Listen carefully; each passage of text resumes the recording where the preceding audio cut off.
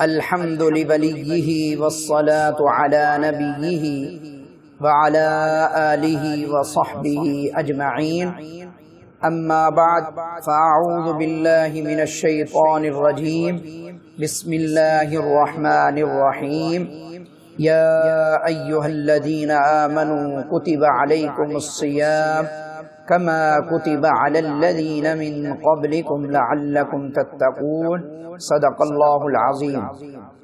میرے عزیز دوستو، رمضان المبارک کا بابرکت مہینہ چل رہا ہے۔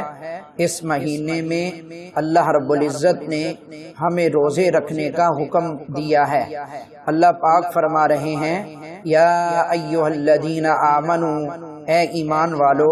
کتنے خوبصورت انداز میں اللہ پاک اپنے مسلمان کو پکار رہے ہیں، اے ایمان والو۔ کتنا پیارا جملہ اللہ کی طرف سے یہ ہمیں مل رہا ہے۔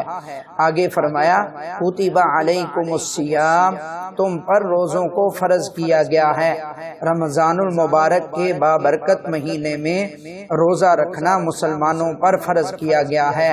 حضور اقدس صلی اللہ علیہ وآلہ وسلم نے ارشاد فرمایا کہ جس نے رمضان المبارک کا ایک روزہ چھوڑ دیا، چاہے وہ ساری زندگی روزے رکھتا رہے، لیکن اس روزے کی فضیلت کو نہیں پہنچ سکتا۔ اور آگے اللہ پاک نے فرمایا کما کتب علی الذین من قبلکم، صرف تم پر روزوں کو فرض نہیں کیا گیا بلکہ تم سے پہلے امتوں پر بھی روزوں کو فرض کیا گیا۔ آپ نے دیکھا ہوگا کہ اگر ایک آدمی کو کوئی تکلیف پہنچتی ہے تو وہ بہت زیادہ محسوس ہوتی ہے، اور اگر وہی تکلیف بہت سارے لوگوں کے اندر بانٹ دی جائے تو وہ تکلیف کم ہو جاتی ہے۔ اسی طرح اللہ پاک مسلمان کو یہ ارشاد فرما کر اس کی اس پریشانی کو دور فرما رہے ہیں کہ صرف تم پر روزوں کو نہیں فرض کیا گیا بلکہ تم سے پہلی امتوں پر بھی روزوں کو فرض کیا گیا۔ اور آگے مقصد بتایا لعلکم تتقون، تاکہ تم پرہیزگار ہو سکو، تاکہ تم اللہ کا خوف اپنے دل کے اندر پیدا کر سکو۔ روزے کا جو مقصد ہے وہ خشیت الہی ہے کہ اللہ پاک کی محبت، اللہ پاک کا خوف اپنے دل کے اندر جو ہے وہ آ جائے۔ تو اس وجہ سے اللہ پاک نے ہم پر روزوں کو فرض کیا تاکہ ہم اپنے نفس کو مار کر، شیاطین کو دور بھگا کر ہم اللہ رب العزت کو اپنے قریب کریں اور اپنے دل میں اللہ رب العزت کی محبت کو بٹھا دیں۔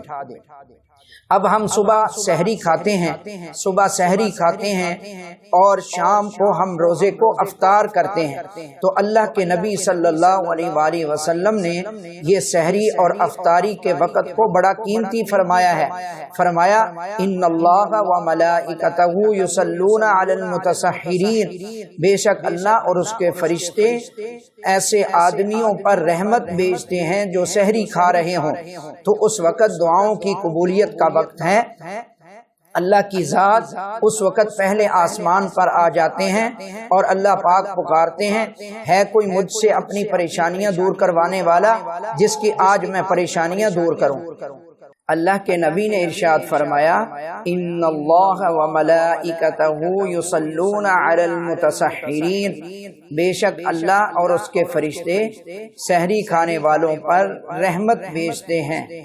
تو اللہ کے نبی نے اس وقت کو قبولیت کا وقت بتایا ہے، اور اس وقت میں اللہ کی ذات پہلے آسمان پر آ جاتے ہیں اور پکارتے ہیں کہ ہے کوئی مجھ سے رزق طلب کرنے والا جس کو میں رزق عطا کروں، ہے کوئی مجھ سے اولادیں طلب کرنے والا جس کو میں اولاد عطا کروں، ہے کوئی اپنی پریشانیوں کو دور کروانے والا جس کی آج میں پریشانیاں دور کروں۔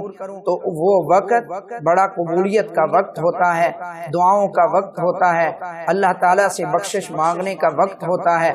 اور حدیث پاک میں ایک مشہور دعا ہر مسلمان کو ہر کام کے لیے اللہ کے نبی نے ایک طریقہ بتایا ہے کہ یہ کام اس طرح کرنا ہے، یہ کام اس طرح کرنا ہے۔